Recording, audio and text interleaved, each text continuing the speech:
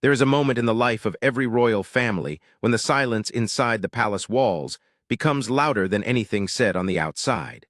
And this was one of those moments. It did not come with a headline. It was not announced on the steps of Buckingham Palace.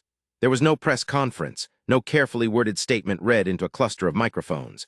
It arrived quietly, the way the most serious things always do inside royal circles, passed between people who had spent their entire lives learning how to say nothing while everything around them was falling apart. But this time, what was being kept quiet was not a scandal in the usual sense. It was not an affair.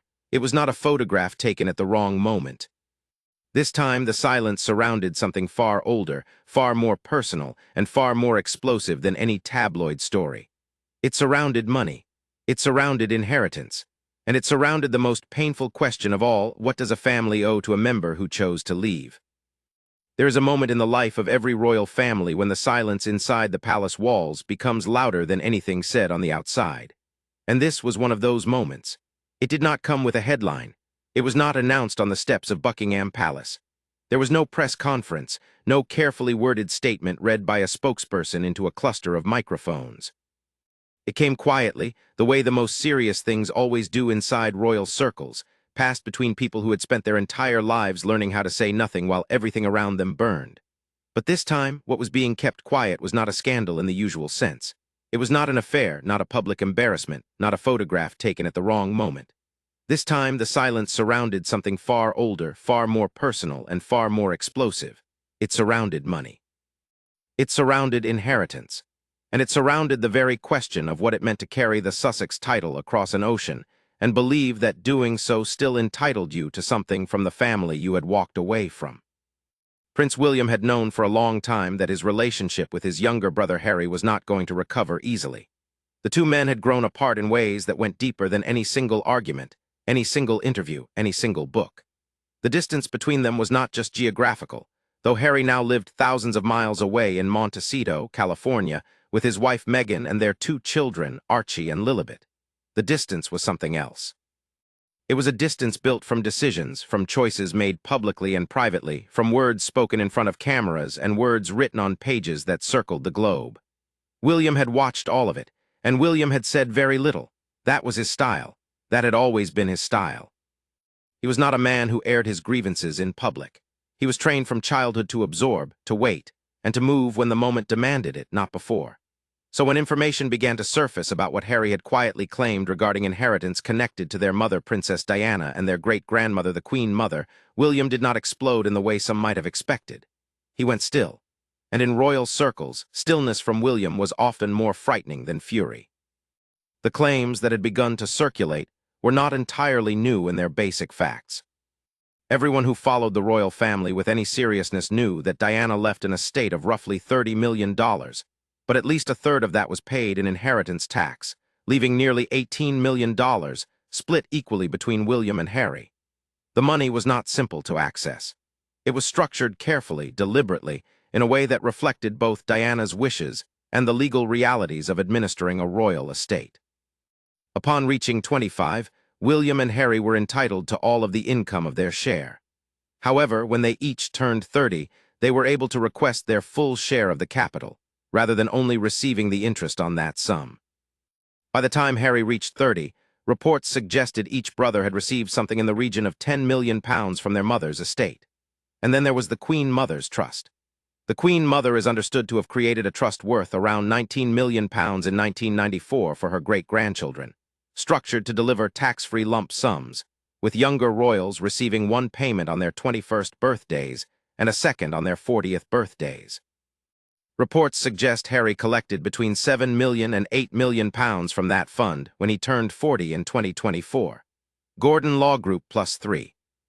The logic behind Harry receiving more than William from both funds was something that had been understood quietly within palace circles for years. William was the heir. William would one day receive the income from the Duchy of Cornwall.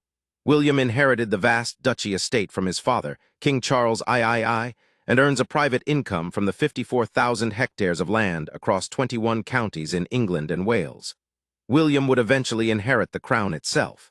Harry had no such financial structure waiting for him.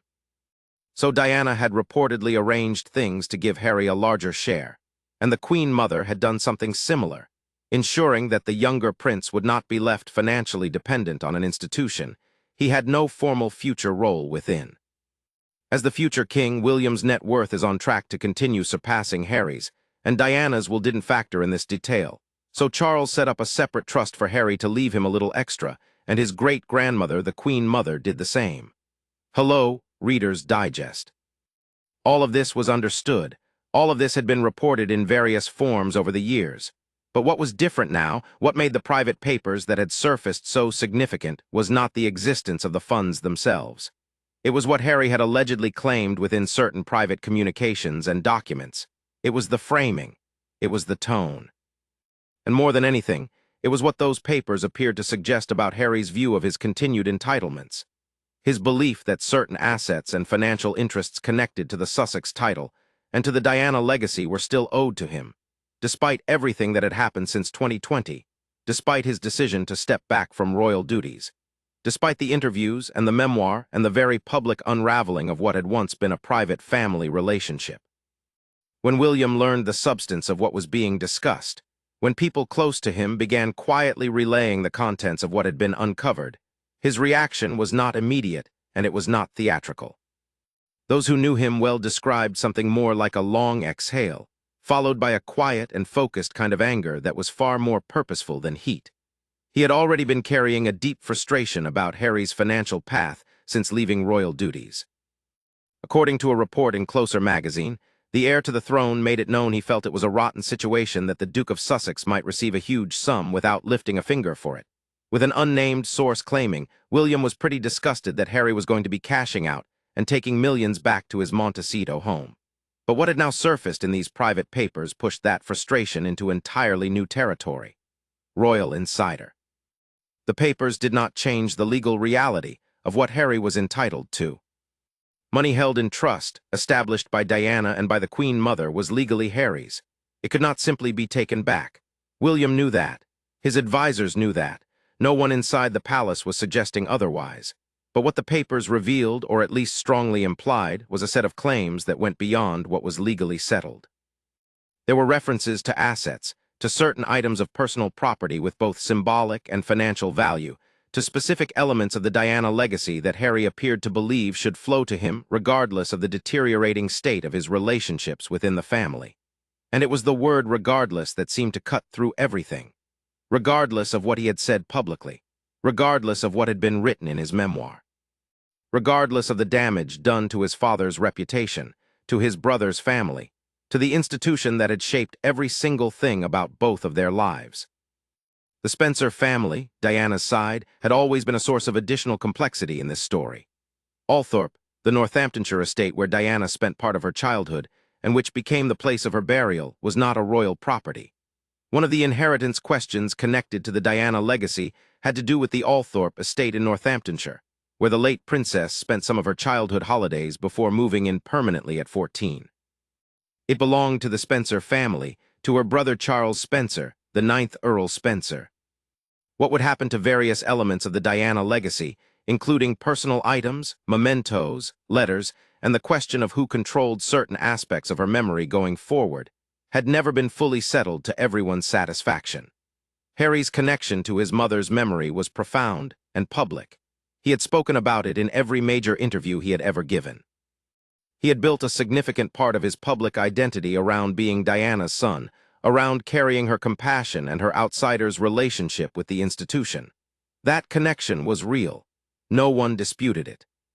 But the private papers that had become the subject of such intense attention inside royal circles suggested that Harry's interpretation of what that connection entitled him to, financially and symbolically, was significantly broader than what his family believed was appropriate or justified.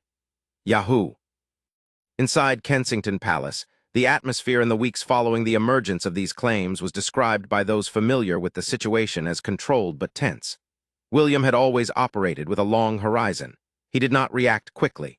He observed, he gathered information, and he moved deliberately when he chose to move. But the people closest to him were left in no doubt about how seriously he was taking what had emerged. This was not simply about money. It had never really been simply about money in the way the tabloid framing always liked to suggest. It was about something older and harder to name. It was about what a family owed each other after one of its members had chosen to walk away loudly and publicly in a way that had caused real damage. It was about whether the act of leaving, and the manner of that leaving, changed anything at all about what you were still permitted to claim from the people you had left behind. There were people around William who counseled patience. There were people who reminded him that engaging publicly with any of this would only give it more oxygen, would only invite more headlines, more commentary, more of the media attention that had been feeding the Sussex narrative for years. And William heard all of that. He processed it with the discipline that his entire upbringing had trained into him. But those same people also noticed that he was asking questions, specific, detailed, careful questions, about what could and could not be challenged, about what the private communications actually said and what they implied, about what options existed and what responses were appropriate. He was not planning to do nothing. He was planning to do something measured, something that could not easily be turned back against him, something that addressed what the papers had revealed without handing Harry and Meghan another grievance to perform publicly. In September 2024, when Harry turned 40, he inherited around $10 million from a trust fund established by his great-grandmother, the late Queen Mother. Having previously received roughly $12 million he inherited from his late mother, Princess Diana. Reports indicated William was furious, with a source saying William believed Harry had been critical, unhelpful, and damaging to the royal family, and was certain the only real impact Harry would experience was financial, and he was determined to make that happen. Yahoo! But determining what that actually looked like in practice, what leverage William truly had, and what lines he was not prepared to cross, was the question that nobody around him could yet fully answer. Because the private papers had changed the dynamic in one important way. They had shifted this conversation from the realm of public grievance, where Harry had always held a certain advantage through his willingness to speak openly and emotionally, into the realm of private documentation, where the evidence was specific and the claims were written down, and the interpretation of those claims was something that could be examined carefully and responded to in kind. And Prince William had something that Harry, for all his willingness to speak, did not have. He had time, he had position, he had the weight of the institution behind him, and he had a very clear understanding of how inheritance, legacy, and the long game of royal succession actually worked. What that meant for Harry, for the Sussex claims, and for the future of a family already fractured in ways the public had only partially glimpsed, was about to become very much clearer. Because William had made a decision, not a loud one, not a public one, but a real one. And when William made a decision quietly, the people who had watched him long enough knew exactly what it meant. It meant that something was about to shift. Something in this story, something in the relationship between these two brothers, something in the carefully managed balance of who held power and who held claims and who held the memory of their mother closest to their chest, was about to change. The private papers had forced the moment, and the moment, whether Harry was ready for it or not, had arrived. The private papers had not been leaked in the traditional sense. They had not been handed to a journalist, had not appeared on the front page of a tabloid with anonymous sourcing and grainy photographs. The way they surfaced was quieter than that, and in many ways more unsettling, precisely because the quietness of it suggested something deliberate, something purposeful. The kind of information that moves through channels when someone wants it to move, when someone has decided that the right people need to know what the documents contain, even if the documents themselves never appear in public. That was how things worked in the world William and Harry had both grown up inside. Information was a currency. And in royal circles, the careful circulation of a private paper, a letter, a legal communication, a record of claimed entitlement was often more effective than any press release or any public statement. It moved, it landed, and it changed things without leaving fingerprints. What the papers contained, as understood by those who had been briefed on them, was a record of claims that Harry's representatives had been quietly advancing on his behalf in the period following his departure from royal duties. These were not new claims in the sense of being invented from nothing.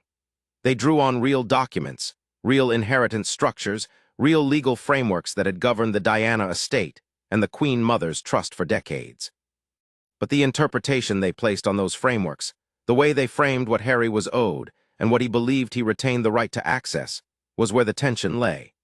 And that tension was particularly sharp in relation to certain items of personal property connected to Diana, items whose existence and value were not purely financial but deeply symbolic, items that Harry appeared to believe were his by right as much as any sum of money.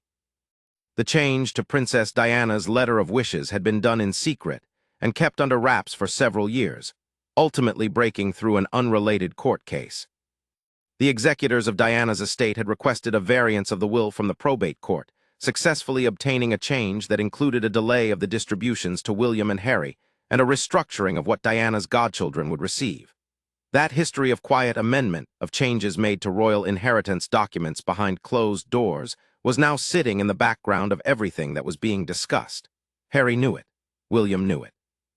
And both of them knew that the handling of Diana's estate had never been entirely straightforward, had never been entirely clean, and had left behind questions that had never been fully resolved to the satisfaction of everyone involved. Danielle Mayoras. The question of Diana's personal possessions had always been a sensitive one.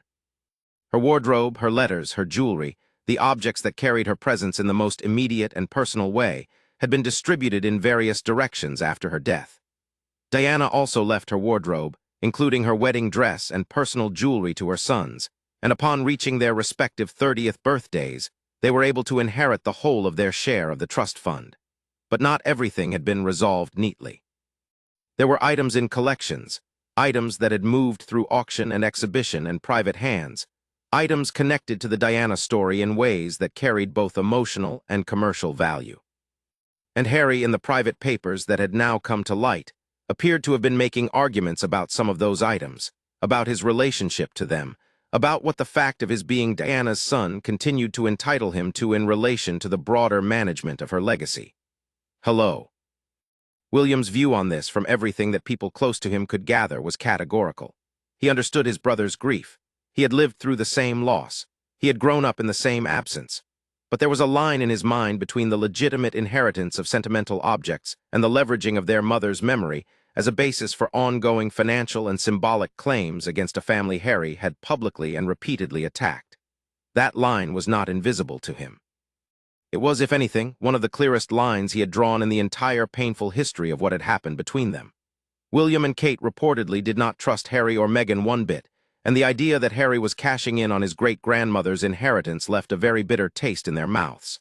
Now the bitterness had a specific shape, a specific document, a specific set of claims that William could point to and say, "This is the problem," not the grief, not the love for Diana. The claims, Royal Insider. The reaction inside the palace was not uniform. There were those who believed the correct response was simply to ignore it entirely, to treat the papers as a private matter that would resolve itself without intervention, to trust that the legal structure of what Harry was entitled to would speak for itself without anyone needing to respond to the framing he had placed around it.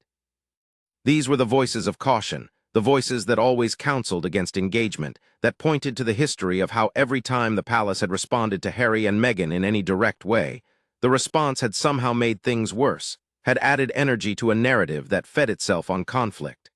Those voices had weight. They had been right before. But there were also those who believed that ignoring the papers entirely sent its own message, that silence in the face of specific and written claims was not neutrality but concession. And William, when he listened to both sides, leaned toward the second interpretation. He was not going to respond publicly. That was never on the table. But he was going to make clear, through the channels that existed for exactly this kind of thing, that the claims in the papers were not going to pass without challenge. Not legally, necessarily, though that option was not being taken off the table entirely. But in terms of the relationships, the conversations, the internal understandings of what the family was prepared to accept and what it was not, something was going to be said. Something had to be said. Because the alternative, allowing the framing in those papers to stand unchallenged, allowing it to become the accepted version of what Harry was owed and why, felt to William like a capitulation he was not prepared to make.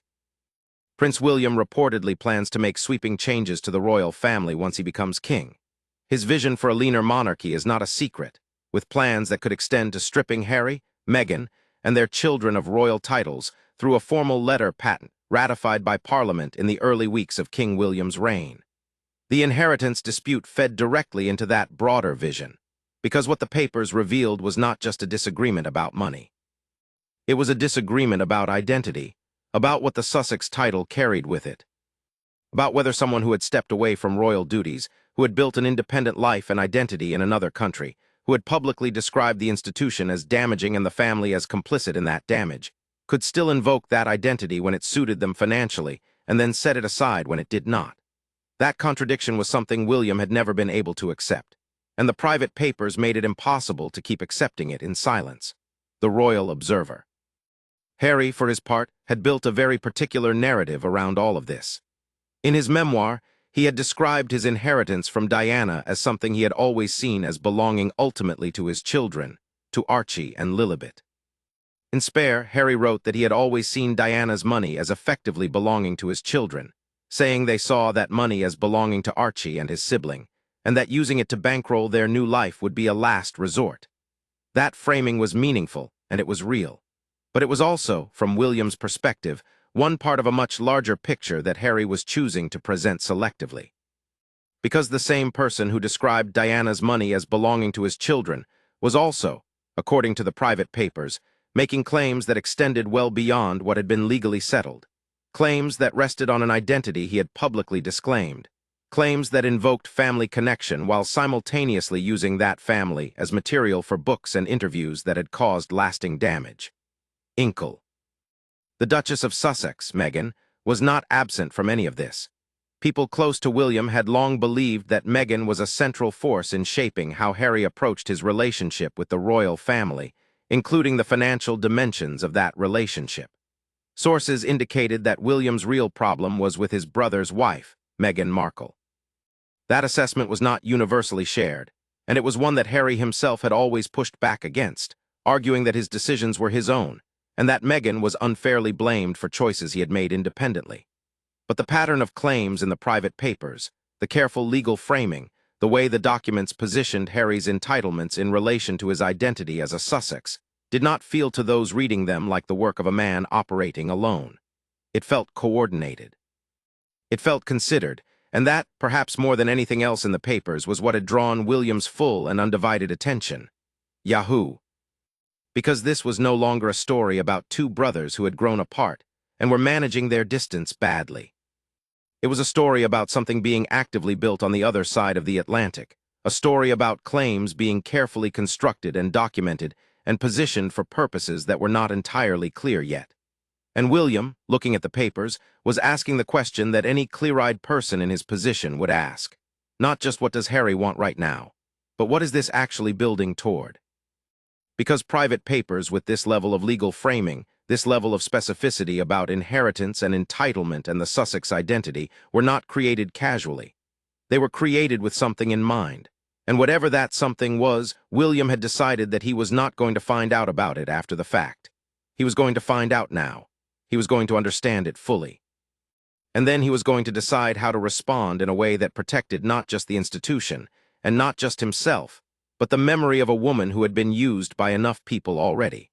The memory of his mother. The memory he had spent his entire adult life trying to protect from exactly the kind of leverage that these papers now seemed to represent. What happened next did not happen in the pages of any newspaper, or in the careful prepared statement of any palace communications office. What happened next happened in the way that the most significant things inside the British royal family have always happened, in conversations that leave no public record, in decisions that are communicated through behavior rather than announcement, in a kind of institutional response that is slow and heavy and completely without mercy to anyone who underestimates it. William had made his assessment of the private papers. He had taken his time with it. He had spoken to the people he trusted. And then he had moved, quietly, deliberately, in the direction he had already decided on. The first thing that became clear to those watching closely was that William had drawn a distinction in his own mind between the inheritance that Harry was legally entitled to and the claims in the private papers that went beyond that legal entitlement. While William may struggle to block any inheritance from Diana's side, he believes he can influence Charles and other family members. William is certain the only real impact Harry will experience is financial, and he is determined to make that happen. That was the position as reported, and those close to William did not dispute its essential accuracy. He was not trying to undo what the law had already settled. He was not foolish enough to believe he could simply reach into a trust fund established by his great-grandmother and remove his brother's name from it. But there was a significant difference between what was legally settled and what was still in play, and it was in the space between those two things that William intended to act. Yahoo!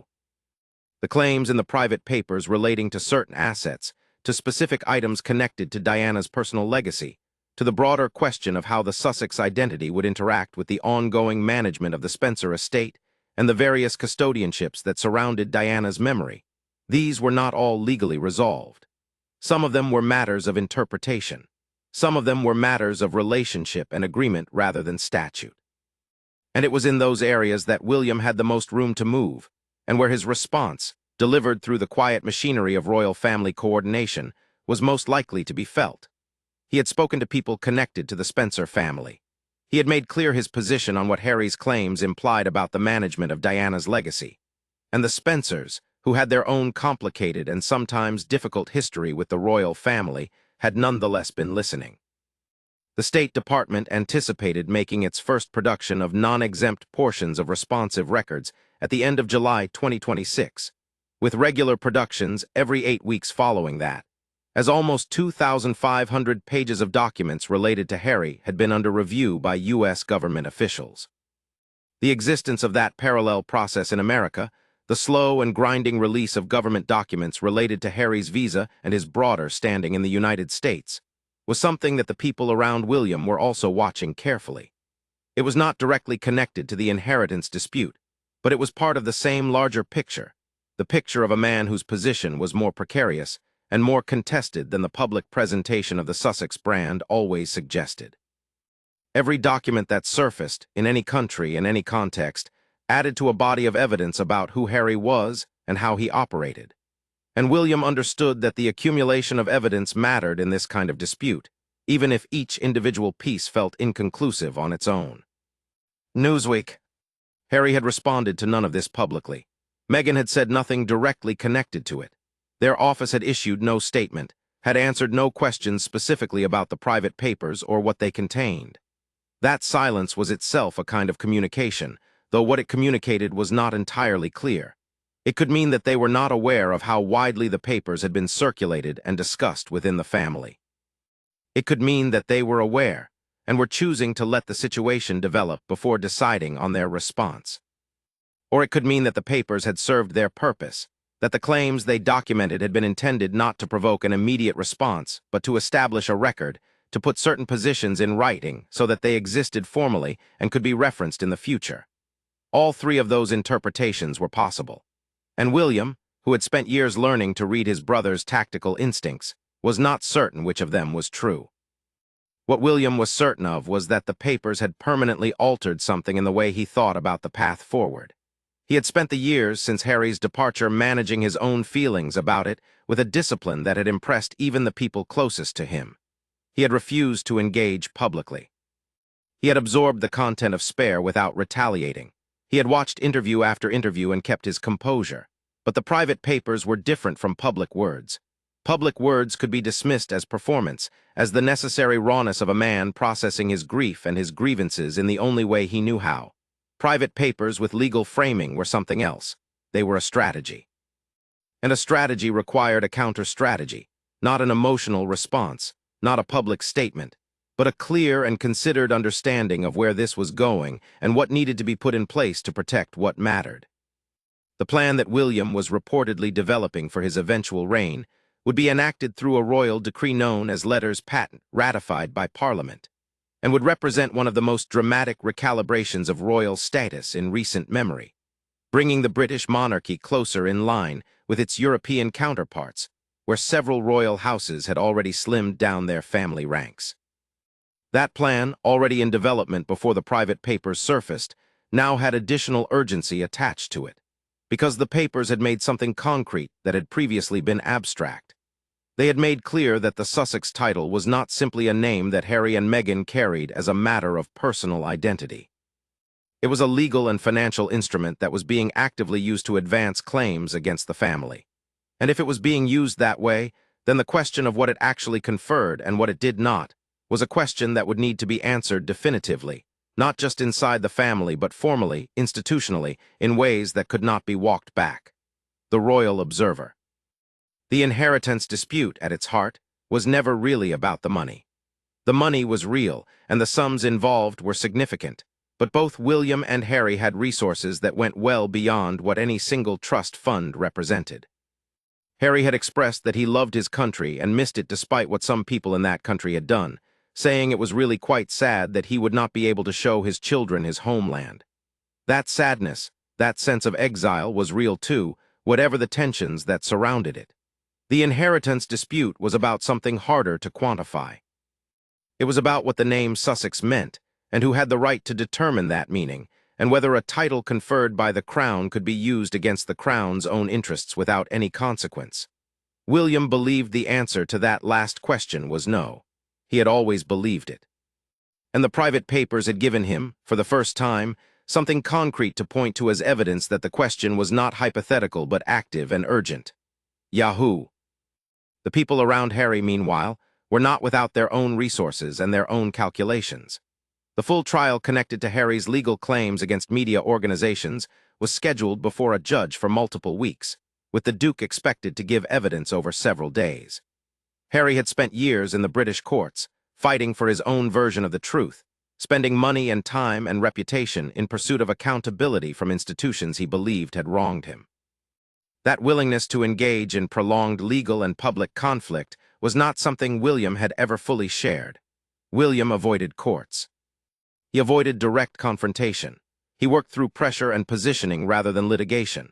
But Harry's comfort with the machinery of legal dispute meant that any response to the inheritance claims had to account for the possibility that Harry would not simply back down if challenged. He would push back. He always pushed back. And the pushing back would be documented and argued and potentially litigated in ways that would drag everything into the open. Express and star. That was the calculation that sat at the center of everything. How do you respond to private claims without making them public? How do you protect what you believe should be protected without turning the protection itself into a story that feeds the very narrative you are trying to contain? William did not have a clean answer to that question, and neither did the people advising him. But he had made a decision about the direction, even if the details were still being worked through. He was going to make his position clear through the channels that existed for it. He was going to ensure that the Spencer family understood his view of how Diana's legacy should and should not be used. He was going to continue developing his plans for what the monarchy would look like under his eventual reign, and those plans would address the Sussex question formally when the time came. And he was going to wait. Because waiting was something he was very good at, and because the accumulation of time and position in his favor was, in the long run, the most powerful argument of all. Harry's public focus appeared to be shifting from America to Britain, with a summer visit approaching at which he would promote the 2027 Invictus Games in Birmingham, England, with reports that he planned to bring his children to his home country for the first time in 4 years. That visit, whenever it materialized, would be the next moment of real tension. Because the same man whose private papers were making claims about inheritance and entitlement would be standing on British soil in the country he had left, in the institution he had written about and spoken about in ways that had caused lasting damage. And William would be there too, not far away, not absent. Present in the way that he was always present when something important was happening, quiet and watchful, and completely aware of everything going on around him. Newsweek. The private papers had not resolved anything. They had not brought the brothers closer together or pushed them definitively further apart. They had done something more complicated than either of those things. They had forced both of them into a clearer understanding of where they actually stood, of what the other was prepared to do and prepared to claim and prepared to fight for. And in that clarity, painful as it was, there was also something that functioned almost like honesty, the kind of honesty that does not arrive gently but arrives in documents and legal frameworks and carefully worded claims that strip away the possibility of pretending the situation is anything other than what it is. 2 brothers, 1 inheritance. And the memory of a mother that both of them loved, being navigated through the machinery of royal succession and legal entitlement in a way that neither of them had ever wanted, and that neither of them, for all their different kinds of strength, had yet found a way to stop. The story of what William would do next, and what Harry had truly intended with the private papers, was not finished. It was barely begun.